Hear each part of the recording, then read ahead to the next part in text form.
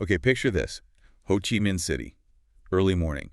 The streets, already buzzing, and the air is just thick with that smell of, strong Vietnamese coffee. Yeah. Everywhere you look, basically, there's a cafe. Yeah. Could be a little sidewalk place with those tiny plastic stools, or maybe a super modern, sleek spot. It's everywhere. Exactly. And coffee isn't just, well, it's not just a drink there, is it? It feels more like this city's heartbeat. It's where people meet, work, just hang out, a daily thing. Definitely a ritual. And that stat is pretty amazing, right? That coffee is the top drink for locals, almost 40% of beverage purchases. It's huge. So it makes you wonder, what does it really take to make it in Ho Chi Minh City's cafe scene? It's so vibrant, but sounds crowded, too. So that's what this deep dive is all about. We're going to pull back the curtain on the cafe business there. We use a SWOT analysis, strengths, weaknesses, opportunities, threats. Yep, the classic framework. Exactly. And we're drawing on market data, consumer research, all that good stuff to figure out what makes this market tick. Our goal, really, is to give you a shortcut, to get you up to speed, offer some solid insights if you're curious about this market, or maybe even thinking of jumping in. Right. We want you to have those aha moments. Yeah, understanding the potential, sure, but also the big challenges and maybe how to tackle them. Exactly. We're going to connect those dots, look at the data points, but go beyond just the numbers. Try and paint the real picture. The potential, yeah, but also the pitfalls. Okay. We'll kick off with the strengths, sort of the foundation, then pinpoint the challenges operators face. After that, look at maybe some untapped opportunities, and finally, those external threats that can, really shake things up. Sounds good. Let's start with strengths then, because Yeah. that coffee culture in Ho Chi Minh City is something else. It's not just a fad, it's deep. Really ingrained. Yeah, cafes are like vital social spots for fun, for work meetings, for remote workers. It creates this constant demand, like the city's living room almost. And that demand gets a huge boost from something else, easy access to really good coffee beans. Ah, right. Vietnam's huge production. Exactly. World's second largest producer. Yeah. So local cafes can get fresh Robusta, Arabica right there. Yeah. Less reliance on imports, and crucially, it can help keep their costs down. That's a massive built-in advantage, isn't it? Lower costs for quality beans. It really is a big edge. And it's not just the culture or the beans. The market itself is just booming, right? Like serious growth number. Yeah. The revenue for coffee shops in HCMC estimated around, what, $1.46 billion in 2023. Wow. And that was up over 13% from the year before. 13%. In 1 year. Yeah. And they're projecting it to keep growing. The CAGR, the compound annual growth rate, over 8% through 2030. So reaching over $800 million by then. So it's not just growing, it's expanding significantly year after year. Absolutely. Significant expansion. And then beyond just the size, there's the customer base. It's so diverse. Right, you've got locals, expats. Expats, tourists, especially in areas like District 1. Yeah. With Nguyen Hue Boulevard and all that. It's a magnet. Okay, and here's something I found really interesting from the research. Quality. Apparently, it's the #1 factor for customer satisfaction in HCMC coffee shops. Crucial. Even more so than in Hanoi, apparently. What's your take? Why is that specific insight so powerful for someone looking at this market? Well, I think the key takeaway is that quality in HCMC isn't just a nice-to-have or a premium thing. It's basically table stakes. It's the foundation. Non-negotiable. Pretty much. You can't really win just on price against the big guys like Highlands because they've got scale. So your budget for sourcing good beans, for training your baristas, that needs to be a top priority, maybe even before the fancy decor sometimes, because that's what really builds loyalty there. It starts with what's in the cup. That makes a lot of sense. Okay, strengths are compelling, but it's definitely not all smooth sailing. Let's talk weaknesses. The first one, and it seems huge, is competition. Oh, it's fierce. You've got these massive chains, Highlands Coffee, 240 stores way back in 2018, and still leading. Yeah, they're dominant. Then the coffee house with like 140 stores. And Starbucks is in there too, 45 stores. For a new cafe, just getting noticed against them must be incredibly tough. It is. It's like a battlefield. Highlands and the coffee house are major players, and that fight is tougher because of the high operational costs. Right, the money side. Yeah, big financial burdens, rent especially, prime spots like in the shopping centers.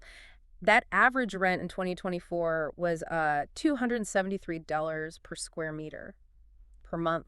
Wow, $273 a square meter. Yeah. Then add staffing challenges, finding good people, keeping them. You see how costs just pile up? It makes it super hard for new entrants. Definitely. And that cost pressure, plus all the existing cafes, just getting your brand name out there is a huge challenge in itself. Exactly. Brand recognition. The smaller independent places just can't match the marketing spend or the loyalty programs of the big brands. They're shouting into the wind sometimes. Kind of. They have to be much smarter, much more targeted to cut through the noise. And another thing, a lot of cafes, especially in busy areas, really depend on foot traffic, right? Heavily reliant, yeah, which makes them vulnerable. Super vulnerable to, like, bad weather, construction, or, like we saw with COVID, a health crisis. Absolutely. COVID was a stark lesson there. You mentioned that reliance makes them vulnerable when that foot traffic just disappears, like during lockdowns. What's the real plan B? Is it good enough for most smaller places? That's the million-dollar question, isn't it? For many, it wasn't robust enough. They had to scramble. Right. The Plan B delivery, online ordering, it needs to be built in from the start, not an emergency fix. We saw the big chains pivot fast because they had the infrastructure. Smaller guys, much harder. So that vulnerability actually points towards an opportunity then, if you're starting now. Exactly. Integrating tech solutions right from the beginning, which leads us nicely into the opportunity section. Okay, good transition. So opportunities. What are the pathways to thrive despite the competition? Well, one big one is looking beyond the saturated central districts. Yeah. Think about expansion into underserved areas. Like where? Places like, say, District 12. It's got a high population density, almost 12,000 people per square kilometer, but way fewer coffee shops than District 1. Huh? Or Thu Duc City, around 500 people per square kilometer. Still dense, but less competitive. You get potential customers, but maybe lower rents and less direct competition. It's about finding smarter growth spots. That makes sense. Be strategic about location, and then I guess you need something unique. Absolutely critical. Innovation and differentiation. This is where it gets really interesting, I think. How so? Unique concepts can really capture attention. Maybe it's super high-end specialty coffee, focusing on single origins and brewing methods. Right. Or maybe it's about being eco-friendly, which resonates more and more. Or those cafes designed purely for Instagram, like every half you mentioned, with that cool minimalist vibe. Yeah, the themed cafes. Those really work well for attracting younger consumers, you know, the under 35s who are really driving the coffee scene now. And technology must play a huge role here, too. Oh, definitely. It's not optional anymore. It's essential.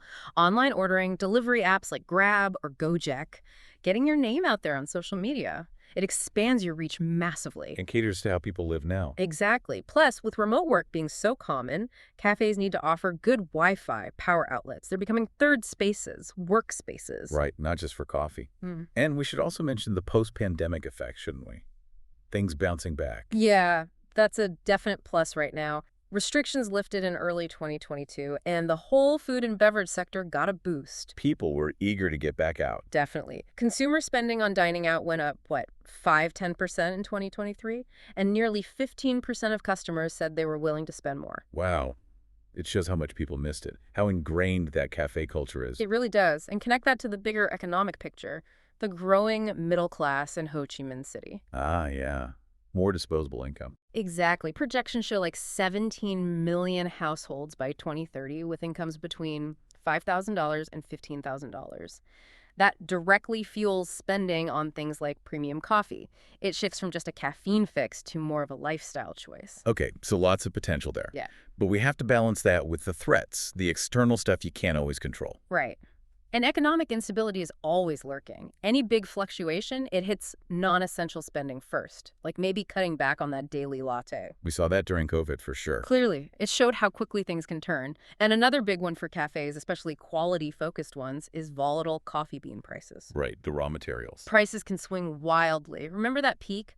Over 100,000 VND per kilo back in June 2025? Ouch. Yeah.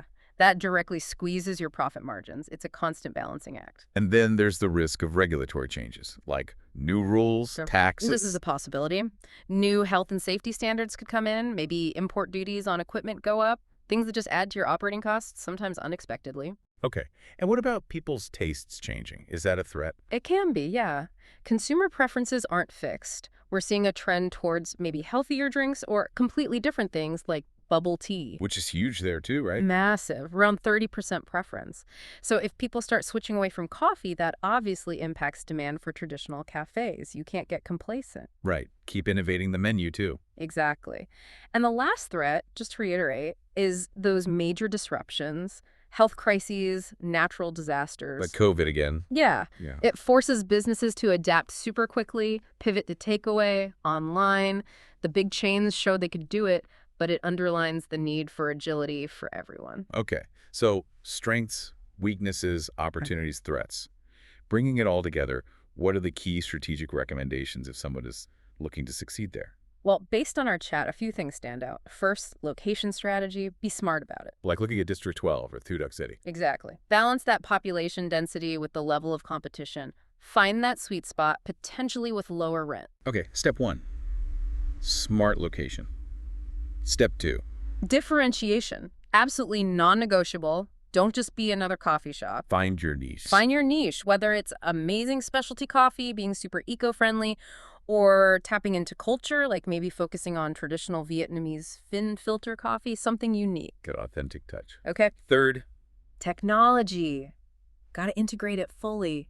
Good online ordering, delivery partnerships, strong social media game, especially to reach younger folks and remote workers. makes sense. And finally, Cost management. Sounds boring, but it's vital.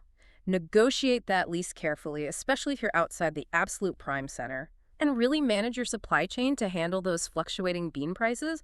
Smart financial hygiene, basically. be lean and smart. Exactly. And pulling all that together, these strategies aren't just about surviving. They're about carving out a space that's actually unique and profitable. Right? But really understanding all these dynamics, the SWOT, you can make proactive choices, not just reactive ones. Okay, so let's wrap this up. What does this all mean for you listening? We've covered a ton today, from that amazing coffee passion in HCMC to tough competition, the high costs, but also the real opportunities for innovation and growth. Yeah. Hopefully what you take away is a much more nuanced picture than just, Vietnam loves coffee. Yeah. It's complex. It really is. It's competitive, yes, absolutely.